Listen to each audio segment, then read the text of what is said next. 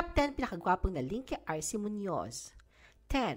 Nabalita noon na boyfriend ni RC ang basis ng Itchy Worms si Kelvin Yu. 9. Ang businessman na si Anthony Nang ang naging boyfriend ni RC mula 2018 hanggang 2019. 8. JM De Guzman. Dahil sa kanilang closeness, na-link sila RC at JM sa isa't isa, pero nilinaw nila na best friends lang sila. Sa katunayan ay mula pa nung college, sila magkakilala. 7. Kian Cipriano. Si Kian ang first love umano ni RC. Naging magkasintahan sila mula 2009 hanggang 2010. 6. Ang frontman ng Mr. Bones in the Boneyard Circus na si Buddy Del Rosario naging boyfriend ni RC, ngunit naghiwalay sila noong 2017. 5. Naging leading man naman ni RC si Jake Cuenca sa Passion de Amor, na balita pang si RC raw ang dahilan ng breakup ni Jake at ex-GF niya si Sarah Grace Kelly, pero pinabulaanan nila ito. 4. Jericho Rosales. Naging on-screen partner sila sa magpahanggang wakas noong 2016.